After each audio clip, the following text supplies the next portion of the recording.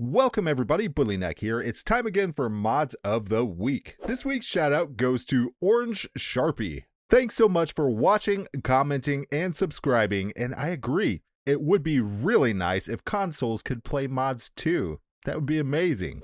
We have 10 Forge 1.15 mods to check out, so let's get right to them. The FTB Ultimine mod allows you to harvest multiple blocks at once by holding a configurable key, which by default is the tilde key, which is this weird squiggly looking one that you can find to the left on your keyboard above the tab key. It has 5 different modes or patterns that you can harvest in, and you can switch between them by holding down Shift and pressing the tilde key. And these can also be rebound in your control settings to whatever keys you like. Now, obviously, most of us have seen vein miner mods before, or mods that harvest multiple blocks at a time. This one has some really cool features that I think kind of make it stand out from all the rest. First of all, the way it handles grass and plants above ground. This is very nice for clearing out an area. I love this feature a lot. And if you're using this in 1.15, the way that it highlights what it's going to harvest, that's pretty awesome. You can also harvest multiple crops by right-clicking. The mining tunnel pattern makes it very easy to make stairs down to your mine. Then you can switch to small tunnel, and that will make strip mining a breeze. You can use small square if you prefer mining in a 3x3 area. There's escape tunnel if you want to make a new set of stairs coming up somewhere else. Small square also comes in handy when you're tilling land. And shapeless is good for when you just want to get the biggest bang for your buck. It'll just get as many as it can. By default, that's set to 64 blocks, but you can change this to over 32,000 in the config file. That's pretty crazy. I'm guessing that's probably going to slow your game down or maybe even cause a crash here or there. Just Another Compass mod adds 5 modded compasses to Minecraft. Each compass will help you find a specific type of structure. Simply hold a compass and right-click, and it will point you in the right direction to the nearest of that type of structure. There are also compasses for the Midnight and Valhalla structures if you have those mods installed. Armor Status HUD Renewed displays details of your armor and currently held item. This is a reworked version of BSPKR's Armor Status HUD mod from earlier versions of Minecraft. As you can see in the bottom left, it's showing the durability of my armor, as well as information on whatever item I'm currently holding. If I'm holding a tool, it'll show the durability, and if I'm holding a bow, it will show the durability as well as how many arrows I have. And whenever you hold an item, it will tell you how many of that item or block you have in your inventory total.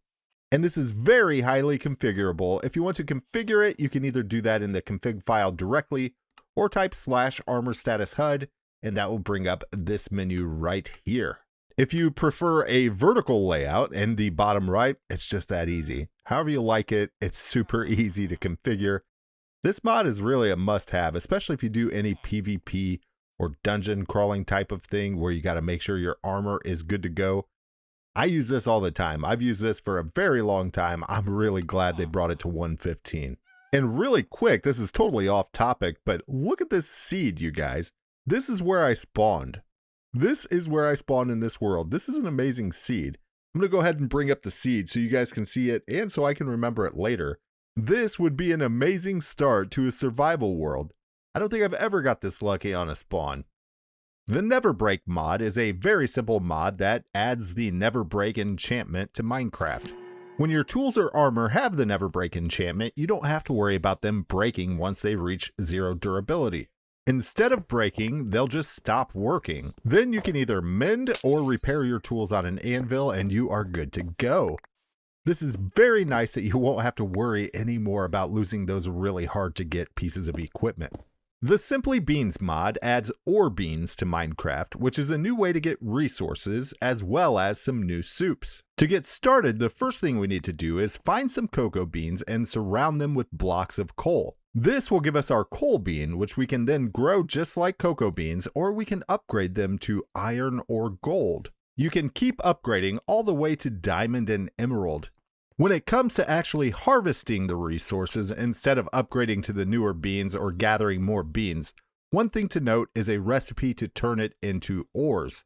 We could slap some Fortune 3 on a pick and get up to 3 diamonds for 5 beans, rather than converting the 9 beans to 1 diamond.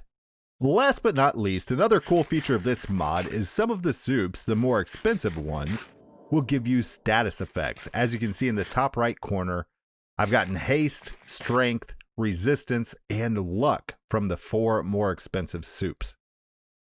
Not only does the Storage Overhaul mod add chests of every type of wood, it also adds 4 tiers of each chest.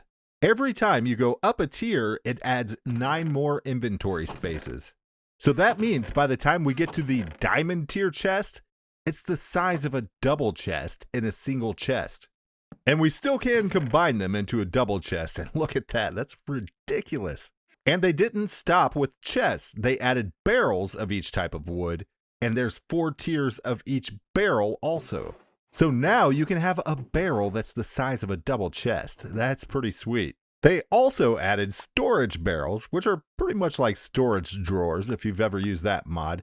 Each barrel can hold 1 type of item, and by default they can hold 3,456 items, which is a double chest. And you can also adjust the amount that these barrels hold in the config file. And they didn't stop there. They also added chests of every type to minecarts, as well as the 4 tiers of each chest type to minecarts. And they even overhauled shulkers. They made advanced shulker boxes that you can access their inventory by right-clicking. This way you don't have to place them down all the time. This is a huge quality of life improvement. Hopefully, someday this will just be in vanilla Minecraft. The Simply Salty mod adds 2 new ores to Minecraft, sulfur and salt. It also adds various blocks based off of those ores, a new lantern, jerky for every type of meat in the game, a recipe for gunpowder, fertile soil that doesn't need water and can't be trampled, and even a new fuel source. According to the developers, the original plan for this mod was just a crafting recipe for gunpowder. They've come quite a way since then, and they have plans for more. I can't wait to see where this mod goes.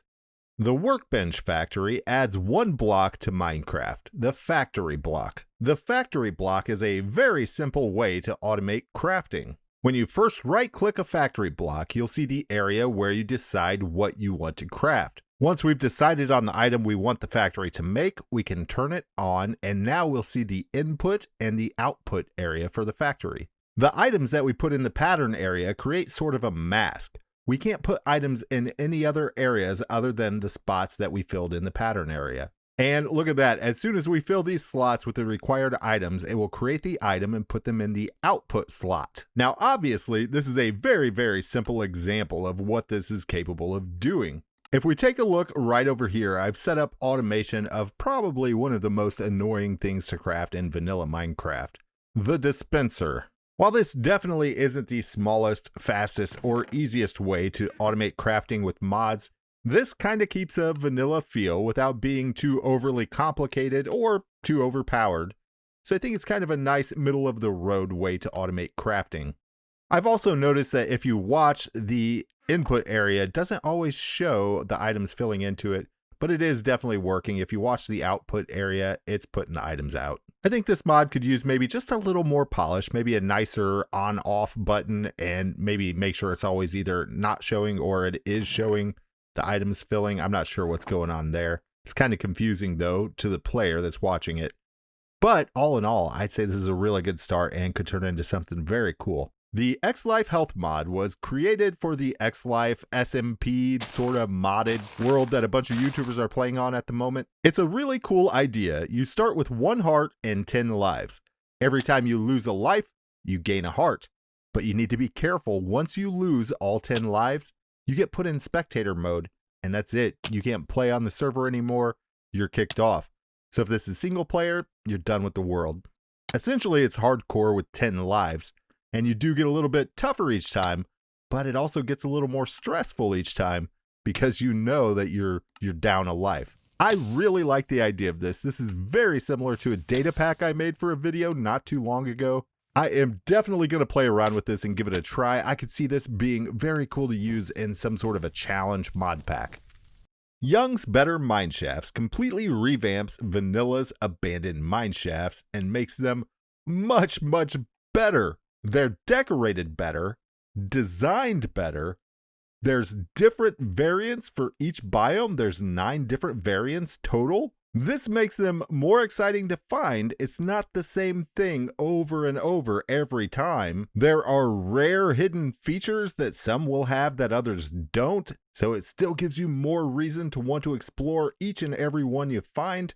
Most that you come across are going to have abandoned workstations, and then you get to less common and more rare things like workstation cellars, ore deposits, abandoned miners' outposts, and very rarely they'll even have surface openings.